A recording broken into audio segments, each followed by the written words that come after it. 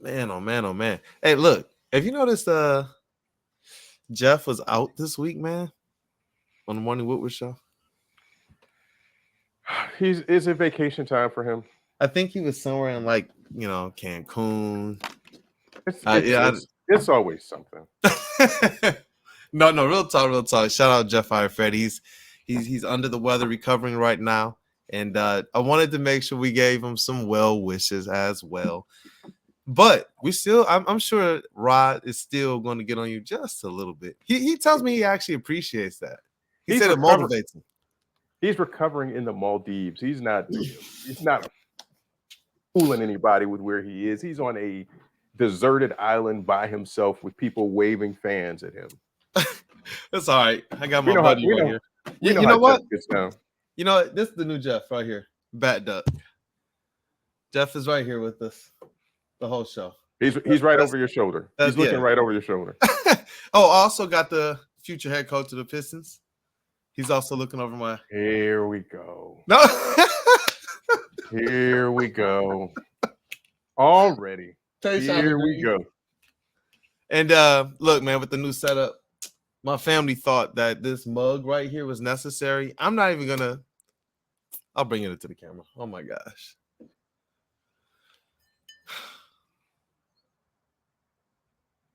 Yep. I don't need Google. My father knows everything. Yep. So, that's it. Shout out to them.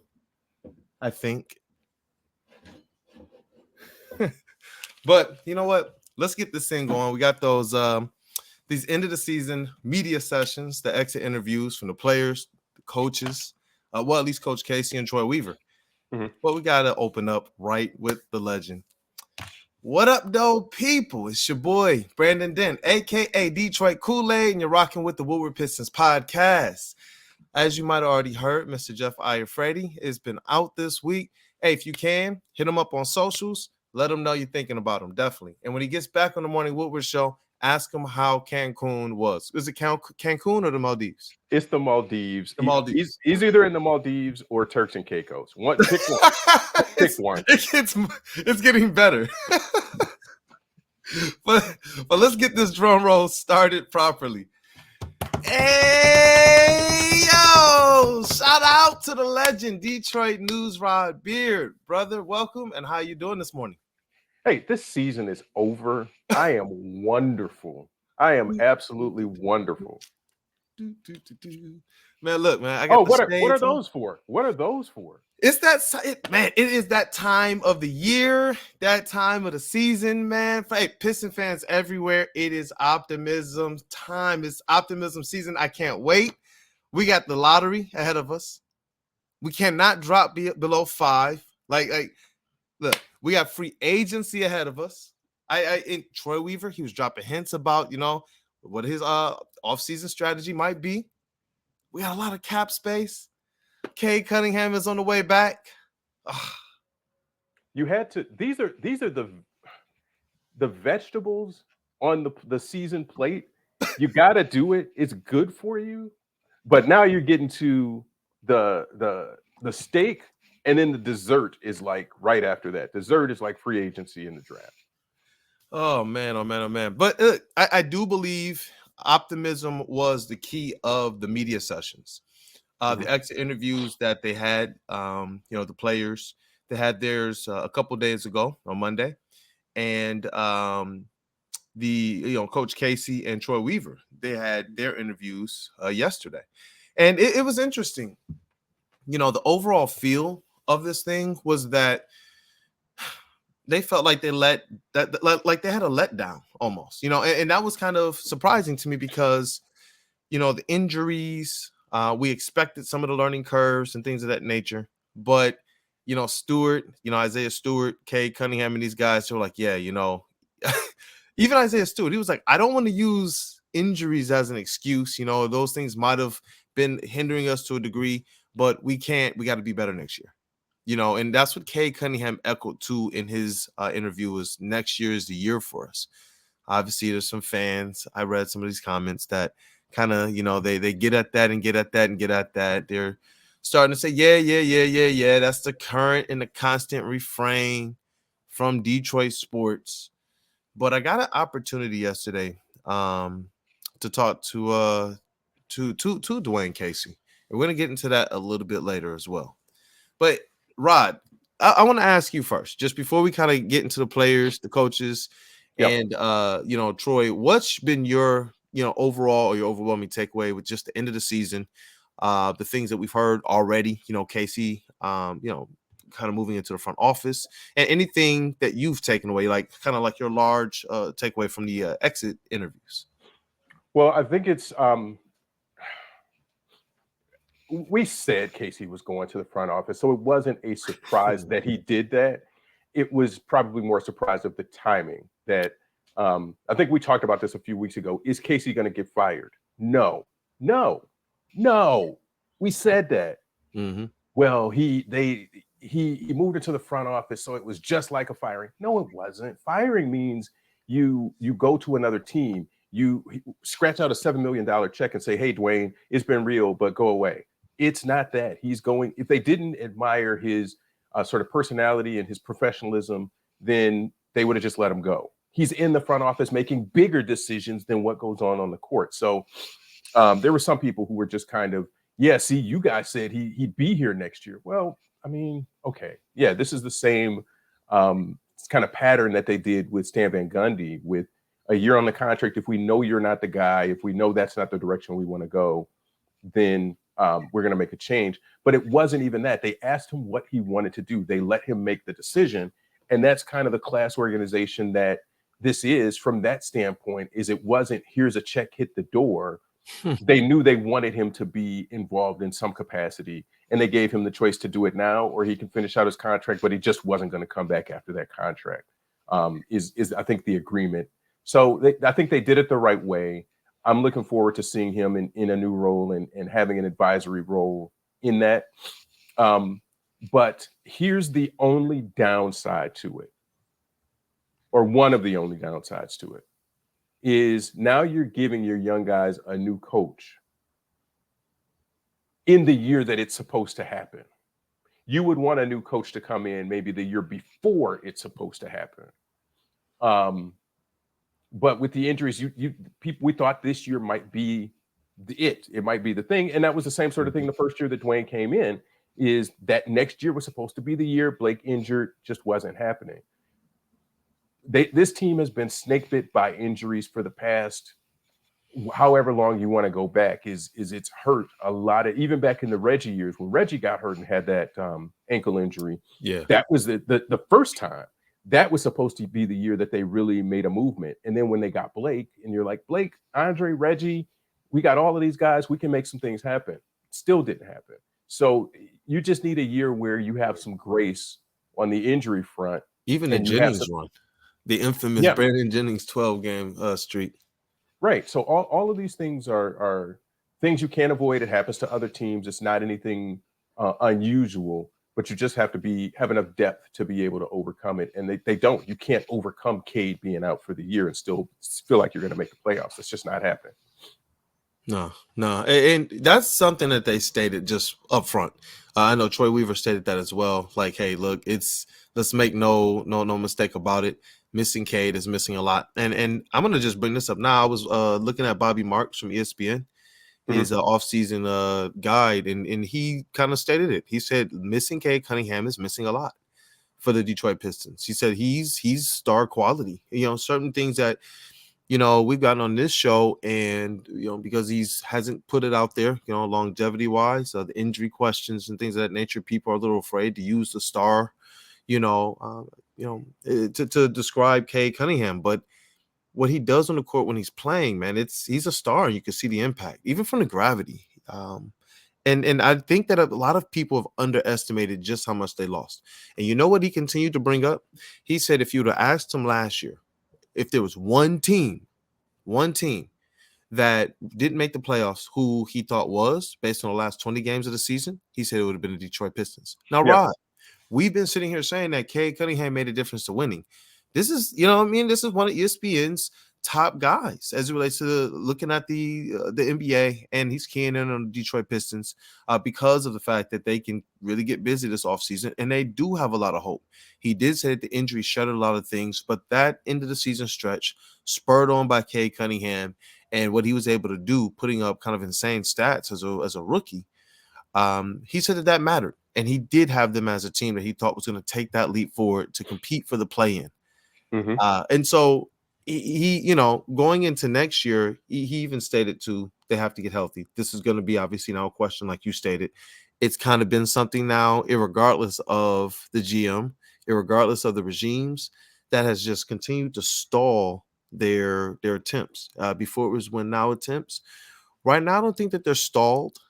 I believe, they say that with Cade Cunningham's surgery, it was something more, I would say, corrective and preventative. Mm-hmm. Like it was something that he had learned to play on, and they would just realize you could be better, you could have a longer career, you could avoid a lot more pain by getting this surgery. And so from that perspective, I'm not foreseeing that Cade Cunningham is going to be somebody that's missing a lot of time, but obviously time will tell. Mm-hmm. With the players, I got a sense of annoyance. Cade Cunningham, he's just ready to go. Isaiah Stewart, he's just ready to play. James Wiseman, he's happy he got the opportunity to play. I'm grateful. Bagley, he said, I'm grateful and that I got the opportunity to finish the season healthy. But all these guys, man, they're ready to get back on the court. They're like, yo, we finally got our team. We have our guys. We're ready to kind of work to get that chemistry because, like you stated, they recognize the urgency now. They have to hit the ground running. We knew, based on kind of how it was looking, based on some things that you had kind of informed us on as well, that, Coach Casey was going to go to the front office. We just didn't know if that was next year, if they're going to let him, like you said, right out that last year, or if it was going to be the year after. Mm-hmm. With it being this year, I don't think that they intend to be back in the lottery and be bad. Because something that Bobby Marks said that was really interesting? The Pistons draft capital gets real shady after this season. If they didn't, let me not say tank. What's the word that Troy used and you pointed it out too? I mean, it's positioned themselves. Positioned ourselves. Positioned themselves for this pick. Positioned themselves. It gets bleak after this year because the Knicks a pick as well, like a top 18 protected first round pick starting the next season. That gets a little bit weird, man. So they had to kind of get things right this season. And now you got to kind of get the wheels started as it relates to, can this team be that playing team? Year 4 was that year that we were all kind of stating that, and the players are stating that too. Cade is like, we're trying to do it next year. We're not trying to wait. And I know we hear that constant refrain, but I wanted to ask you, Rod, how capable do you think it is? And is this a notion of kind of see me after the draft, see me after free agency? It's completely that. It is, but that's why you got the shades on. It's got to be. Obviously, Victor changes the whole calculus of everything. But when, not if, right? Yeah, So what does Troy say that they need? What's the one position that they're kind of weak at? Yeah, let's go there. Let's go there now. A defensive wing. Okay, well, let's bring in a 7'4" dude. I mean that has defense just because of height when he walks in the door. Yeah, I mean so here's the other thing. Vic sort of defies position. He's not a 3. He's not a 4. He's not a 5. He's just a dude. Just put him out there and just roll with whatever. So the positional versatility there is huge. You don't need him to be one of the bigs like Stewart or Duren or Bagley or any of those guys. You just need him to be on the floor. That's it. But free agency, that dictates everything. You can have high hopes and you can have good optimism about what the team is going to be, just based off free agency by itself. The draft can change significantly, or just give you, if you get Scoot, if you get Brandon Miller, if you get somebody else, you're still optimistic either way of what this can be. And what we've been pounding the table and saying is, who would you rather have handling this next stage of the development, Troy or anybody else? And they live among us, the people who say, what has Troy done? These draft picks have not panned. They live among us. Like, what are you not seeing? Can you look at teams that are cap strapped and can't do anything at all, and their GMs, and say, who do I want driving the bus for me? Troy Weaver is the guy to drive the bus. That's it. You know what was interesting, and it's just a kind of side note, is when the Luka news kind of broke, the Luka Doncic potentially requesting a trade by 2024. Not that Troy Weaver would do it, but you know who has the actual capital to do it? The young assets, draft capital right now, as well as the cap space. He does. He has the Pistons positioned to realistically be involved in any aspect of improving the team, whether that's in the draft, whether that's in free agency, or whether that's in the trade market. And that's just to further back up your point. He's doing things way different than we've ever seen. We've stated this before. I'm used to these GMs kind of making their one selection and that's it. But Troy Weaver talked. Yeah, he talked yesterday, man. Hold on, let me bring up this quote, yo. Let me bring up this quote. Troy Weaver had one. Somebody questioned him as it relates to, about the lottery. Are you dependent on the lottery effectively? In terms of the type of talent? You know what he's saying? Hold on, bro. He got bars. I'm going to let you be the judge. All right? He said, from day one, I was never dependent on the lottery. I was raised to make $1 out of 15 cents. And then he referenced, because I think everybody's minds always go, well, Cade Cunningham, Jaden Ivey, Jalen Duren, bro. Like, to know, he was like, and then he referenced him. He was like, Jalen Duren. Yeah, he did like, he was like, I had him high on my draft board. I know, I know other people didn't. I know other people talked about G League. He was like, we never did. Casey said that too. He was like, he mentioned that.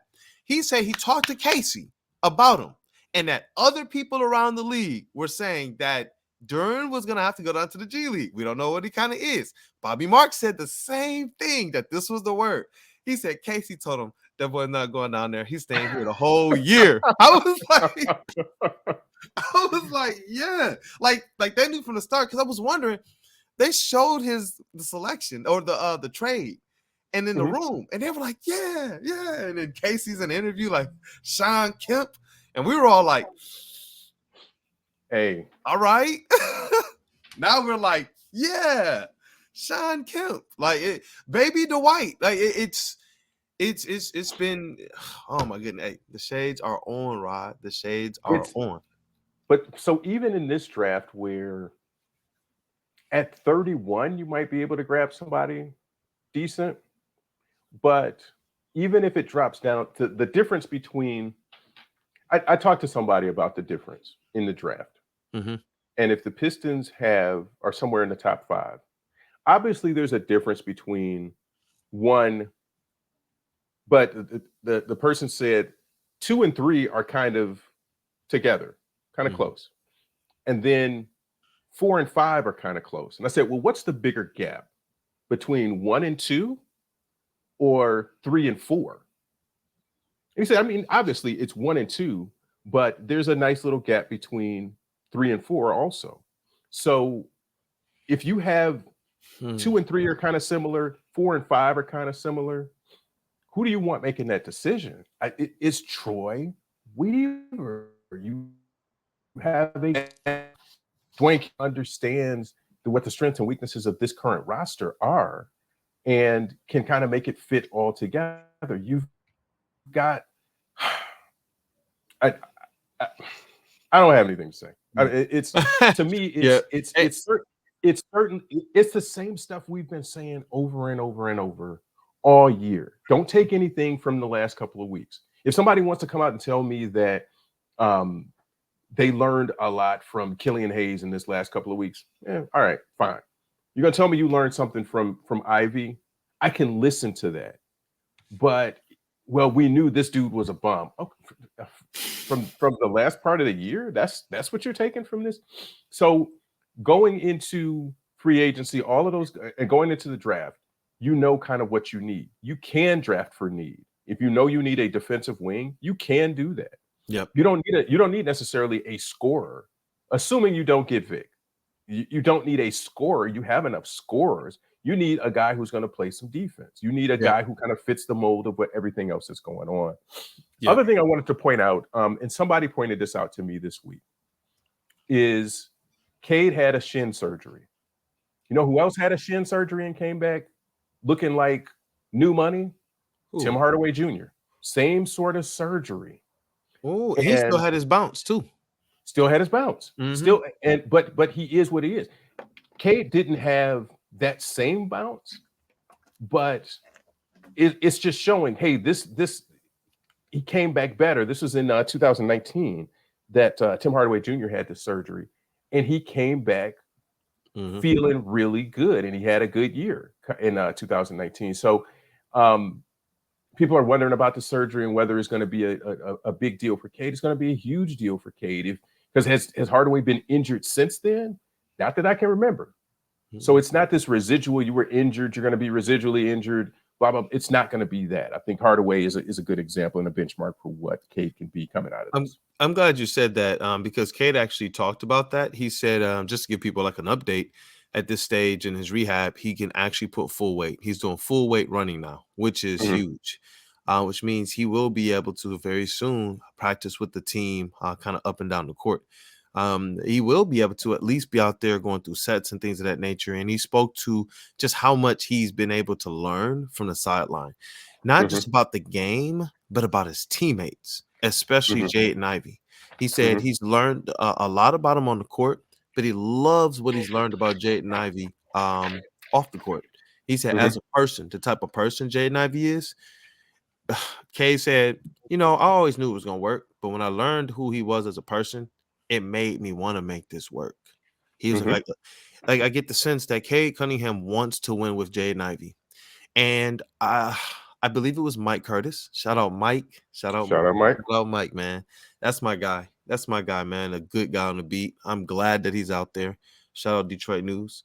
Mike wound up asking him about that again, asking Jaden Ivey, like, hey,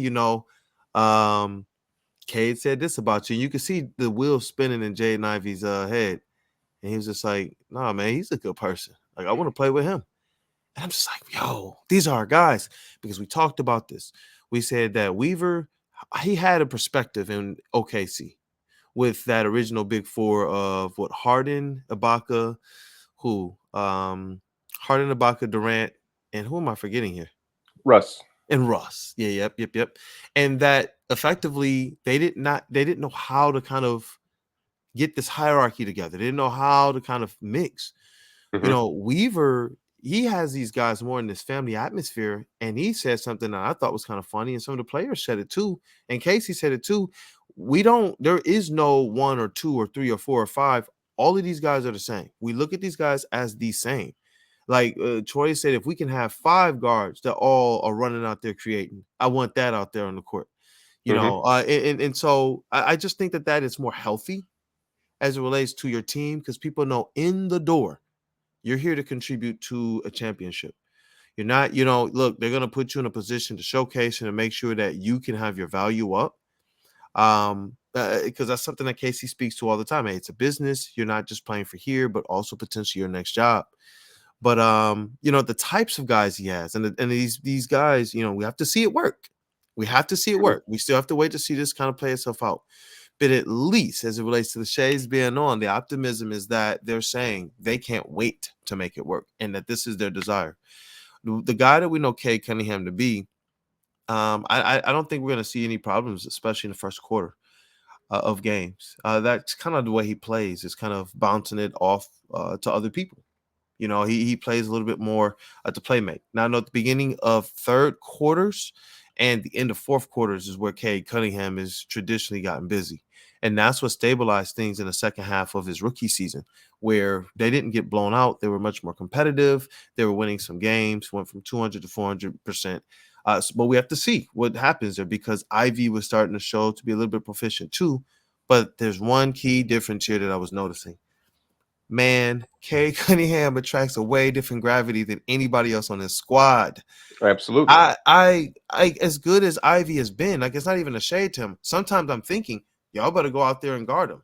Y'all better bring somebody else in. He's gonna just run right by. But Cade Cunningham, for some reason, every time he hits that middle, the whole defense, man. I went back and looked at some other clips. The defense just looks and just has to have like an eye or a hand, or where is he going? Where is he headed? It's just different. And Troy talked about that as well. He talked about that. He said, man, when you lose somebody like that, you're losing a lot, a whole lot. And so I'm hoping next year that works itself out. But I know in the fourth quarter of some games, we lost some games his rookie season that I think we could have won because of those double teams and not having somebody to Ivy's skill set. And those fourth quarters sometimes, Ivy having the ball after K's double teamed, especially at the end of a fourth quarter, means 4-on-3 the Pistons way. Ivy with space, people cannot help off now if he's going to the rim. And so I encourage it. It's like Weaver was kind of talking about, I want 5 guys who can dribble and create. Like please, you guys are always talking about how I want all these bigs. Wait till I do this over here. Because they were talking about, hey, is picking at 2 change anything? Nope. Not at all. I was like, dang, let's go. Let's go. That's exactly it. So I think it's just people have to look at the draft and free agency as a combined thing, is that you're not fixing the roster with one of those things. Free agency, you may be able to get a couple of different players, and there may be a trade or two, depending on how the draft goes.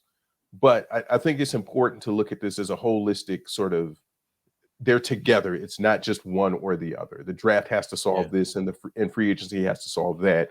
They're going to be dependencies depending on the pick that they get. May 16th, mark it on the calendars. May 16th is going to determine a lot. And then free agency after that. Because again, it's not a lot of teams that are going to have money to throw at people, and you're going to be able to make some moves, I think.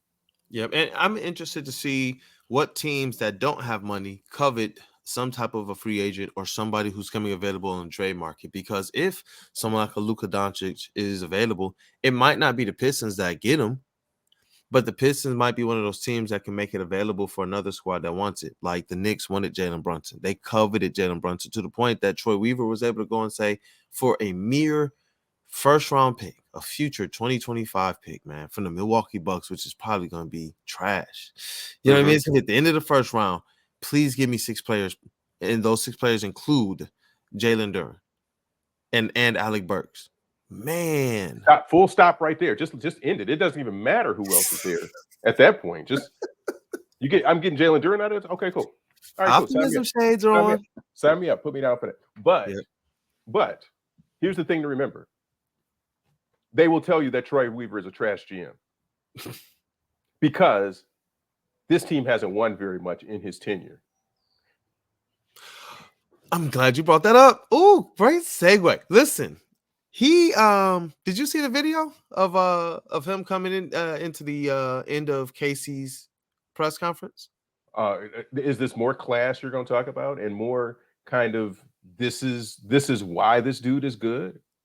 Come on, man. Listen, dude, it was something because I was just getting done asking a question. I didn't know Weaver was walking in there, and when I realized what was going on, I was like, "Oh man!" After Casey answered, and Weaver kind of came in and hugged him.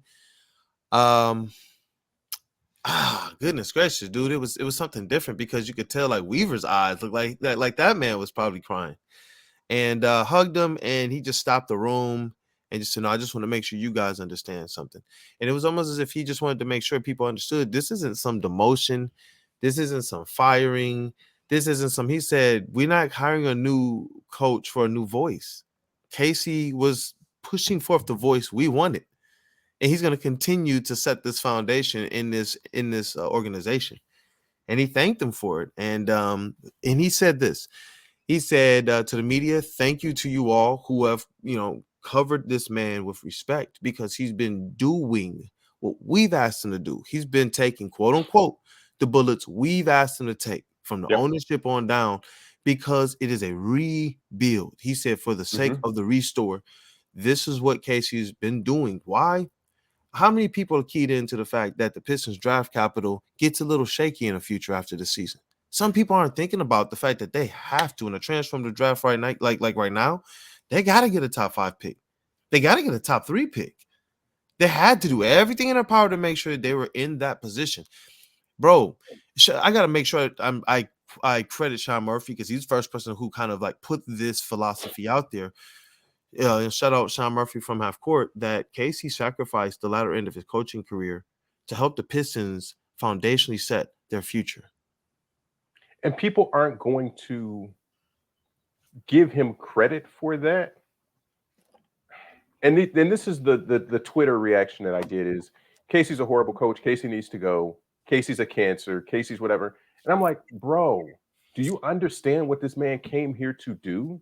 You weren't paying him $7 million a year to be a bad coach. You ended up having to pay him during losing seasons, but his ability to teach, which is what we said in the beginning when he got here, that's one of his strengths is that he teaches and he makes young players better. He's a player's coach, but he's also very regimented and strict about things that he wants. He wants a certain thing. So he came here to win, coming off of Coach of the Year. And he talked about that. And now this team has to go in a completely different direction. He can say, peace, I'm out. I'm going to go somewhere else where they are ready to win. I'm out.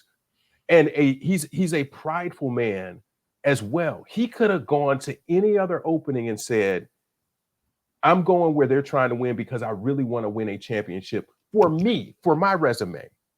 Because LeBron has been in the way in the Eastern Conference for so long when I did have good Toronto teams. He could have said, I'm out.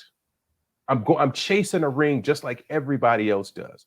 He decided to stay and sit through 3 really, really historically bad seasons. And people still want to dump dirt on that man and say that he's a horrible coach. He's not a horrible coach. He's had really bad rosters.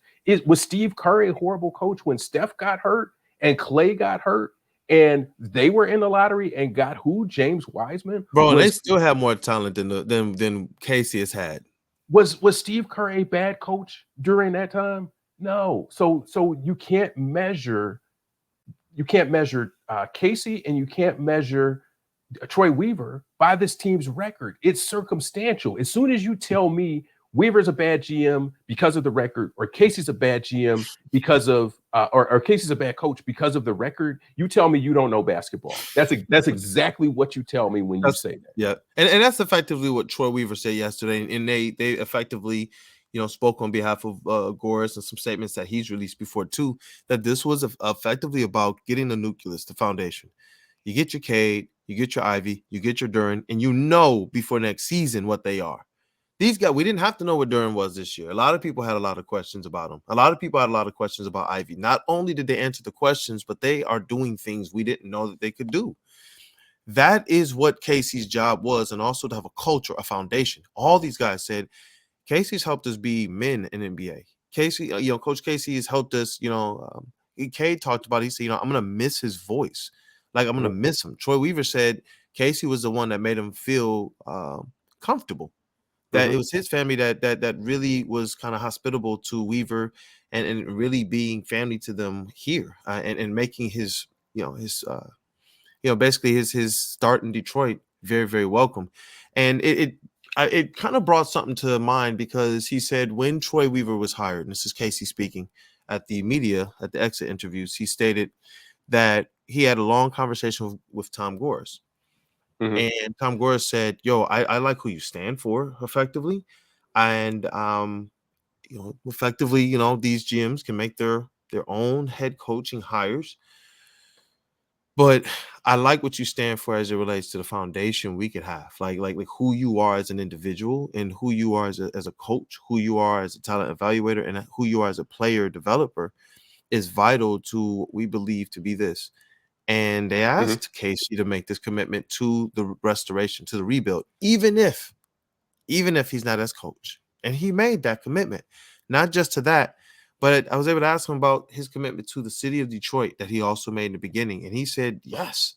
And this was his quote, man. These were bars, man. He was like, our city gets a lot of negative vibes because they haven't lived here. Talking about a lot of the chatter, a lot of the noise, a lot of people kind of even just dismiss it, even if they're not talking about it. But he talked about it. My wife and I, we love this city as much as any we've lived in.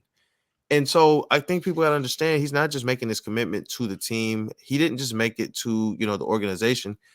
He really made it to be a part of the community. And this is something that I'm hearing from multiple people, man, from the Garza family. They're still doing things here in the city of Detroit because they said it was just something about the people here. Something, and I think it's important for people to understand that, about Casey. I just wanted to share that as it relates to kind of what was going on at the media day with Casey, the things around it, what he's going to be doing kind of moving forward. They still said that they're scoping out the full, breadth and depth of his role.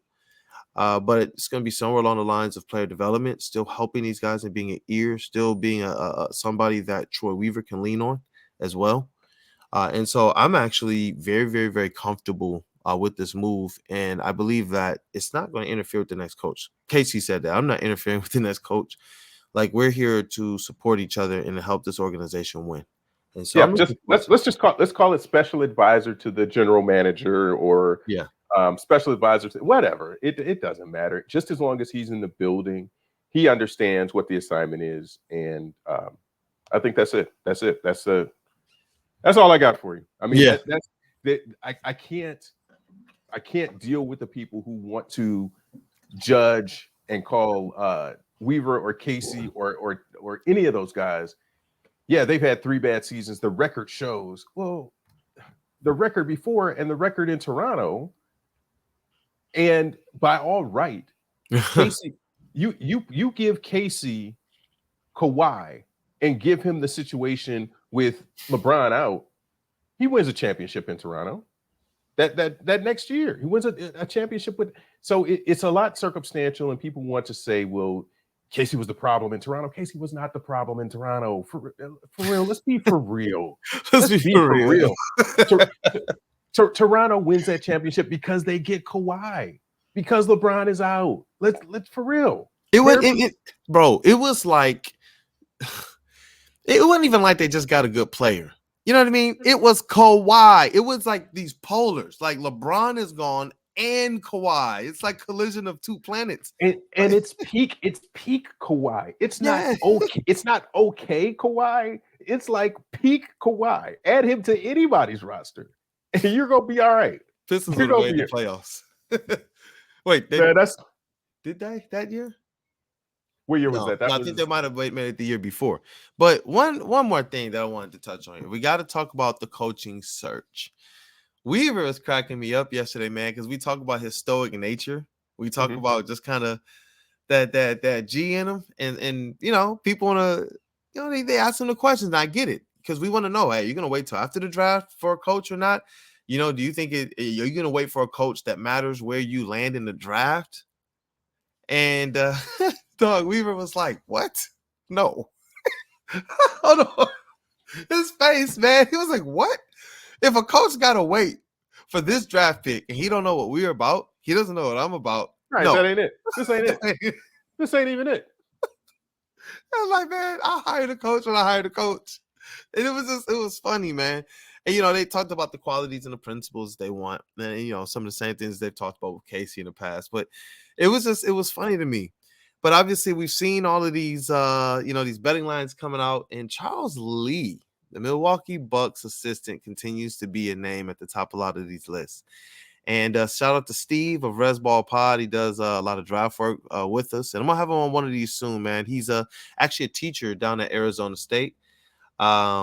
Really, really good guy, man. And he does a lot of good draft and prospect work. He covers college basketball. And when we were doing Benedict Matherin's draft breakdown last year, he contributed a lot of information. But,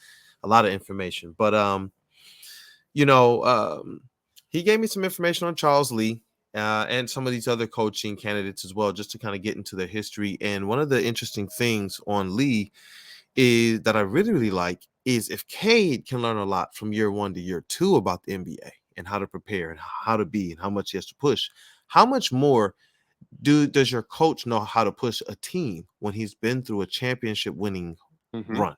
Not just being in the champ, I mean being in the running. Now he understands how hard a rookie, a player, a young guy, a superstar is supposed to be pushed, and he knows it. And they have to respect that. And I know that, some people, they want somebody like a Chauncey Billups, who's already a head coach, or Emi Udoka, who's been a proven head coach. And even the future head coach right here, Jerry Stackhouse. For what he's done at Vanderbilt, I respect the fact that he can relate to young players, not just that he's turned around that program, but he can relate to young players. And schematically, I believe it would fit. I think the reintroduction of him to the franchise as well, when they reintroduced it to, was a savvy move, just at least for no partners to be close to him.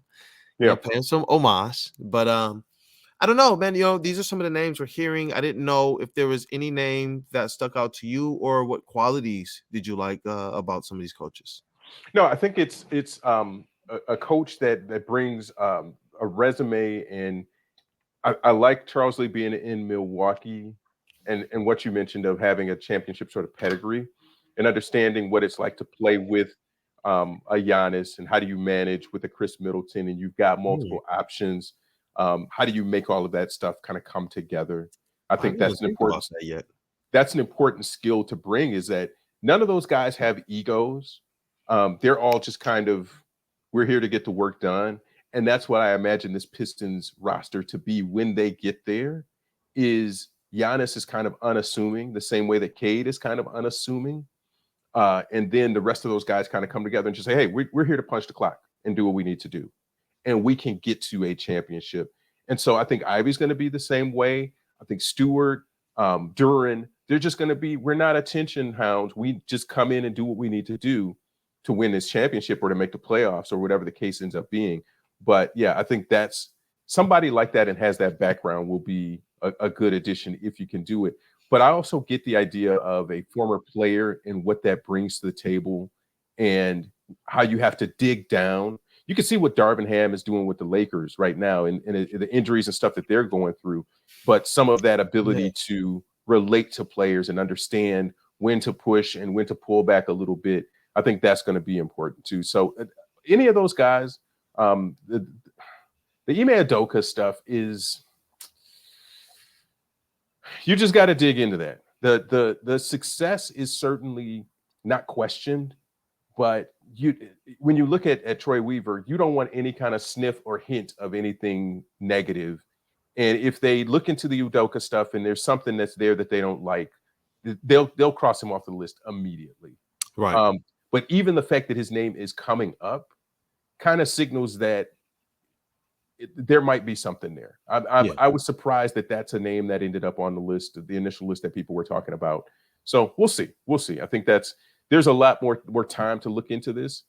Though Weaver said, hey, it could be next week. We can figure this out next week and be done, and move on to the next thing. Cross it off the list and let's go. That's how that man operates. It's exactly how he's operated, kind of time and time again at his own pace. And that's what he stated with the restoration. It's not at anybody's pace. It's just kind of at the right pace. Yep. And that's kind of where we see it. We obviously know you want to get these things done within 4 to 5 years, but how you kind of switch through your gears, that's kind of based on the different conditions that you see, the different things that you come upon. And that's what, like you've continued to reiterate, why I like Troy Weaver steering this ship, because so far, if you're talking about building a foundation, which was the theme from at least Casey and Weaver, they talked about the foundation, and effectively now them being able to move forward with their nucleus. Because it's not just the big three of Ivy, Duren, and Cade. It's those other guys that you said are coming in and punching the clock too, man. Wiseman, James Wiseman, Marvin Bagley, Isaiah Stewart. Those guys spoke. They spoke like a lot about wanting to come here and win. They spoke a lot in their media sessions about, they can't wait to get to work. They can't wait till next season. They spoke about Isaiah Livers too. Yep, he was there. He spoke about now that it's the offseason, being able to spend those hours, man.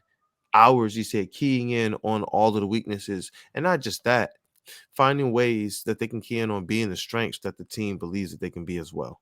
Because it's not just sitting down and saying, oh, well, yeah, he's a 3-point shooter. No, now it's, hey, if you're doing this at a proficient rate and we think you can do this, what are some ways that you can kind of get better? And that's what I love about the player development aspect. And Jaden Ivey, man, he spoke about that. And I think I'll kind of wrap up on this. He was speaking about just kind of the improvements that he wants to make and just how the coaches, including Casey, have helped him in his development, just kind of come to grips with his different weaknesses and things of that nature. And that about midway through the season, he went to Coach Beeline. He was like, he went to Coach B and was like, look, man, I got to get better at my defense. He said it was a struggle for him. It was tough for him to look back and realize that the team was losing games literally because of his defense. This is what he stated. He said, so he told Coach Beeline that he wants to get better at being able to, a one-on-one defense, a help side, cutoffs, taking charges, things of that nature. And it's so mature to see, man. Like, this is a rookie who honestly could just be like, yo, I think I just cruised my way right into the first team all rookie. I proved that I was that deal this year. Like we said, man, he might prove that he was worth higher than a 5th pick, and I think he did that. I personally believe, well, I don't know, man, with some of these other guys coming up there, we don't know how it shakes out. Maybe he proves that he was the right pick where a lot of other people might not have been, but I don't know. Like, that was to kind of hear that no one's resting on their laurels. Kay Cunningham and some of these guys, they talked about this, knowing, hey, once Kay went down, Isaiah Livers said this specifically, nobody quit.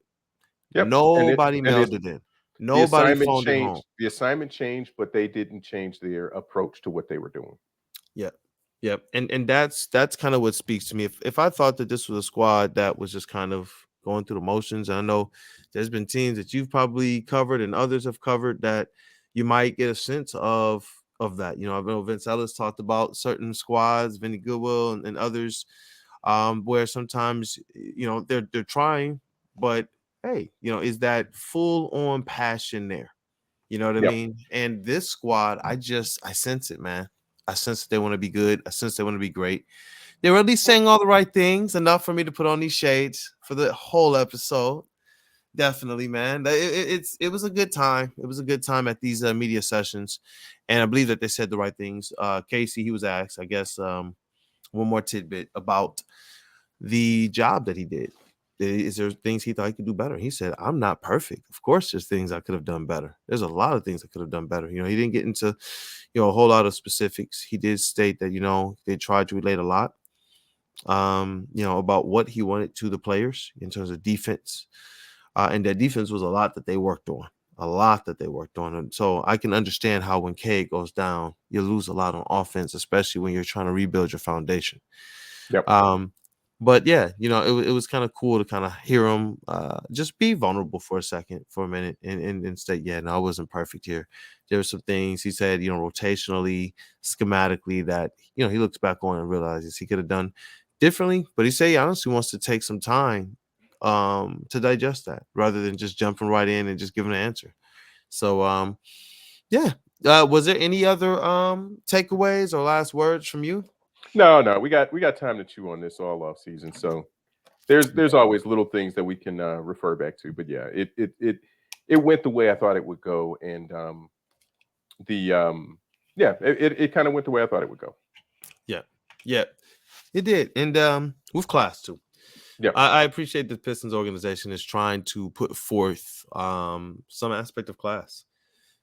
They thanked the fans too at the press conference. 12th, 11th, 12th in attendance all season.